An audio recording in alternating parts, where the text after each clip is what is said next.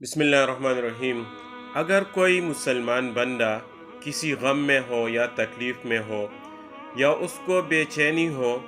یا اس کا کوئی اہم مقصد ہو، کوئی حاجت ہو، وہ پورا نہ ہو رہا ہو، تو اس کو چاہیے کہ یہ چند کلمات ہے اس کو پڑھے، اور اس کے بعد روزانہ پابندی کے ساتھ اللہ تعالیٰ سے اپنی حاجت کے لیے دعا مانگے، تو اللہ تعالیٰ ضرور اس بندے کا وہی مشکل حل فرمائے گا۔ بخاری، مسلم اور ترمذی اور نسائی کی صحیح احادیث میں آیا ہے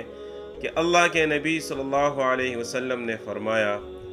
کہ جس شخص کو کوئی غم یا بے چینی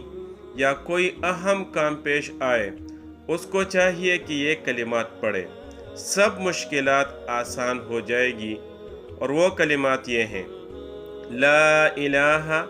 الا اللہ العظیم الحلیم، لا الہ الا اللہ رب العرش العظیم، لا الہ الا اللہ رب السماوات والارض ورب العرش الکریم۔ اور اسی طرح مستدرک حاکم میں بروایت انس رضی اللہ تعالیٰ عنہ مذکور ہے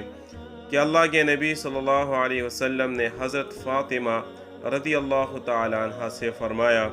کہ تمہارے لیے اس سے کیا چیز مانع ہے کہ تم میری وصیت کو سن لو اور اس پر عمل کیا کرو۔ وہ وصیت یہ ہے کہ صبح شام یہ دعا کر لیا کرو: یا حی یا قیوم برحمتک استغیث اصلح لی شأنی کلہ ولا تکلنی الی نفسی طرفۃ عین۔ تو یہ دعا بھی تمام حاجات و مشکلات کے لیے بے نظیر اور بے مثال ہے۔